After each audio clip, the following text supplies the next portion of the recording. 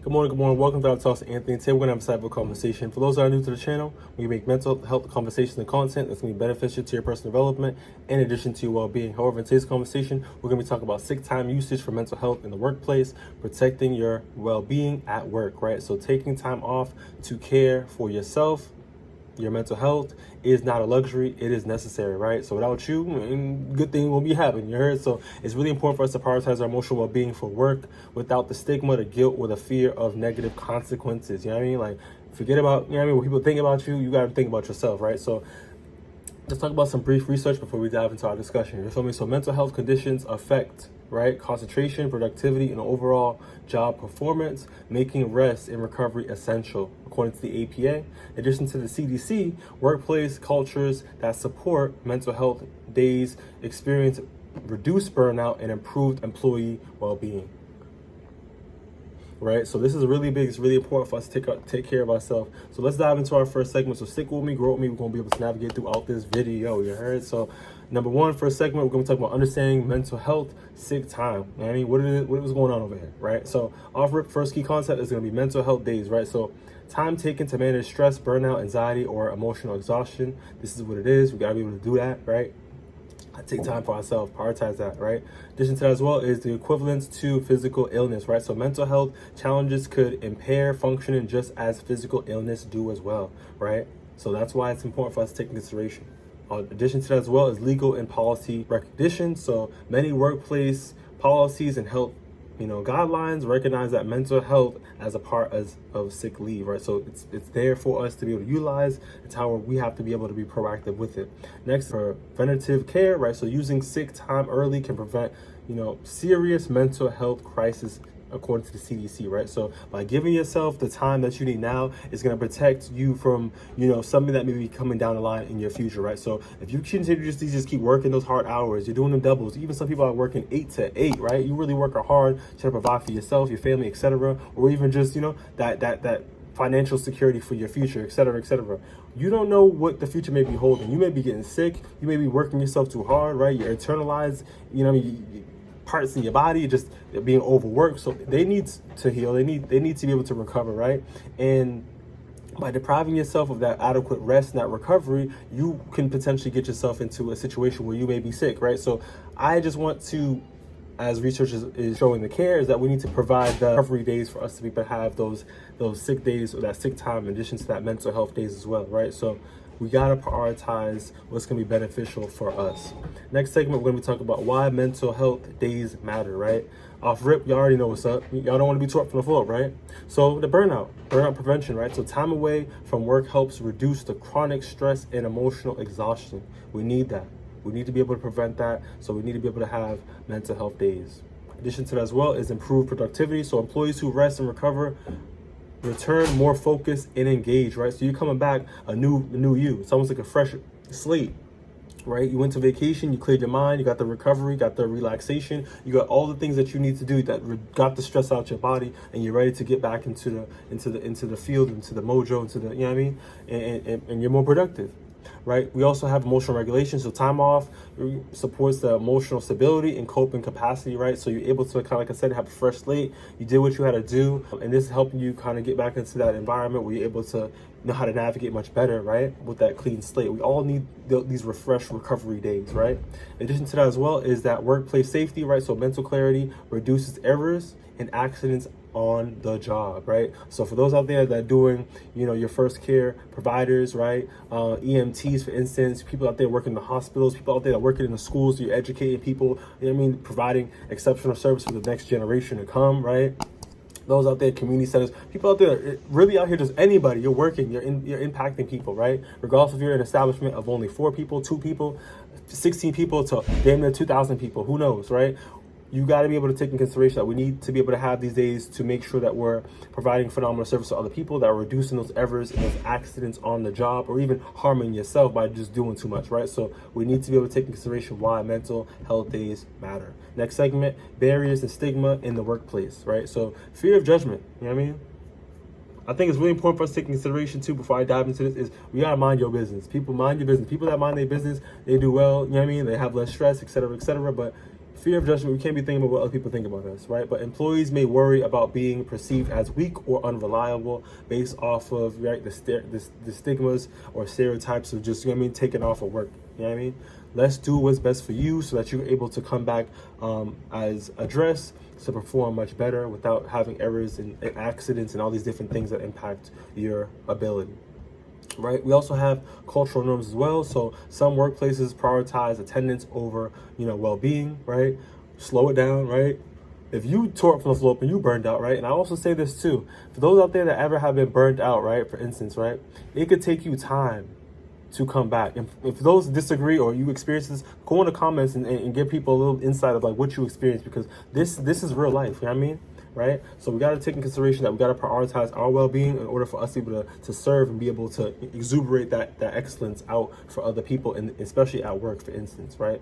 We also want to take in consideration in regards to that barrier and stigma is lack of awareness, right? So misunderstanding mental health leads to, underuse of availability of those benefits, right? So for those out there, like, is there, as you're working, you're gaining the time. So why not use the time that you earned, right? To get you the time back to recover and, get your health back on point, right? We got to take that in consideration. So we have to, acknowledge with awareness and not lack of the awareness, right? So let's get some insight. What's going on? What's our benefits? And let's figure out ways we're able to implement that into our calendar and our schedule for us to have that recovery. Moving forward is internalized guilt, right? So employees may minimize their needs or push through distress, right? So it's not about working harder. It's not about trying to get to the top. It's not about I want more. It's about slowing it down, breaking it to small steps, right? We can get what we want, but there's also a way how we go about it. And like I said, try our best not to worry about what other people think about us. Let's worry about what's beneficial for us, right? Put yourself first. You are a priority, right? Without you, what else is happening around you? How are you going to be able to provide, right? So let's take that in consideration and reduce the stigmas by acknowledging, by educating ourselves, right? Having the awareness about what's going on with us and figuring out ways we're able to do what's beneficial for us, right? We can still work, we can still do all these other things, but we got to have a balance, right? And we got to be intuitive in what's going on with you. Next segment, let's talk about using sick time for mental health being, our well-being. So, you got to know your rights off rip. That's our first key concept, right? So review workplace policies regarding, sick leave and that mental health coverage, right? So what are your benefits? What's the benefits package? How, how does your sick time accrue, right? And when is the expiration date for them, right? So some people are at the end of the year. Some people it rolls over. Figure this stuff out based off of your policies of the organization that you work for, right? So know your rights. That are very important. You're serving them. What's your package looking like? You feel me? Next is going to be that keep it simple, right? So employees are not required to disclose, details when, or requesting sick time. So you ain't got to explain to them, right? It's almost like the boundary setting, right? If you're telling someone no, I don't got to explain to you why I'm telling you no. It's just no, right? A no is a sentence in that sense, right? So, so no business. If you ain't feeling well, you need time for yourself. You need the mental health day. Like, you got to get yourself back into the groove to find yourself again. To recover. Do what you got to do for you, period, right? You don't got to over-explain yourself. I'm requesting a sick day. That's all it is. Next, we're going to talk about that plan for recovery, right? So use the time to rest. Use the time to reset. Use the time to attend appointments, right? Dental appointment, mental health appointment, for seeking your counselor, for instance, right? So figure out these days within your schedule, right? And practice that self-care to maintain that recovery, right? You gotta be taking care of yourself every day. Figuring out things that you love every day. Having gratitude every day. Appreciate what you have every day, right? And looking at things with a positive mindset is gonna be able to help your mood, help your mental health, and help your overall, your lifespan as you're navigating through life with that recovery. So facilitating what is important to you. Next is setting boundaries. As mentioned, before I dive into is no means no, right? So making sure that you end on your 10 and do what's beneficial for you, right? So disconnecting from work during sick time supports full recovery according to the CDC. So we got to be able to set those boundaries adequately. Next is seeking that support. So reach out to employee assistance programs or mental health professionals if available, right? Some agencies, some schools, they provide this stuff for free, right? So, if it's free, you utilize it, you feel me? But overall, you really want to be able to seek support as necessary for yourself, so you'll be able to have that recovery and that proactive support that's needed. Next segment, we're going to talk about creating that supportive work environment, right? So some of us need that support, and some organizations open up them ears, because y'all need to be able to implement this into the practice to be able to support your workers, your employees, right? So we have leadership support, right? So managers who role model, the healthy boundaries, can reduce the stigma. So we need healthy people. We need healthy role models to be able to help other people implement this up into their life, right? We need that support. So we need to be able to create this into these establishments. Next is going to be clear policies, right? Stop making it long. Stop making these words incompetent for people to be able to comprehend, right? Make it transparent. Make it so people are able to understand, right? And, sick leave policies encourage appropriate use. Let people know that it's appropriate for them to use, right? You guys can figure out the coverage issues, whatever, how y'all gonna go about that. But we need to be able to have clear policies for people able to feel adequate, they're able to use it, get the support that they need, so they're able to come back and provide that service for y'all companies. You heard? Like, come on now. Next is going to be the open dialogue, right? So normalizing conversations about mental health, builds that trust, right? So when we have open dialogue, vulnerability, we're talking about why mental health matters, why, what we're doing matters, right? This is going to be able to help people proactively move when we're normalizing these conversations, and also helps them, and also helps the organization. In addition as well, let's talk about that wellness resources, right? So provide these for your employees, provide these for the people, right? Allow them to understand, like I said, why this is important. So access to the counseling, right? Mental health education, supporting, your employees, and so on and so forth, right? Everybody matters. Everybody got a brain, so that matters. Your mental health matters, right? So, but you as an individual, you need to be making sure that you're taking your life serious, taking yourself serious, right? And taking your mental health, serious, to be able to get the outcomes that we need, right? So it's not about, like I said, working too hard and the judgment and the guilt and dealing with all the shame, but we got to put that aside. We got to look at what's beneficial for us, what's really going on, right?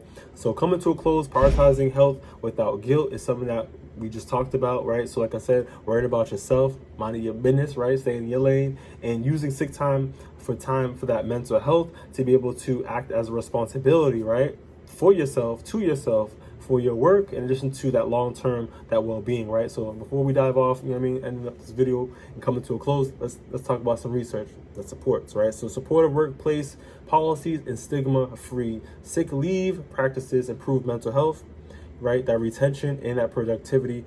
So when employees are encouraged to take care of their health in regards to that mental health, everyone benefits. Like I said, yourself as that individual, the organizations as a whole, right? So this is really important, right? So I'm asking you to, take that mental health day, sick leave, right? You have the time that you gained and you was able to acquire, right? So by doing this, is going to be able to help you and help you be able to perform much better. So if you found this video beneficial, give it a thumbs up, share it possible, and I'll see you in the next one. Please, if necessary, take that day for yourself. You deserve it. Stay blessed.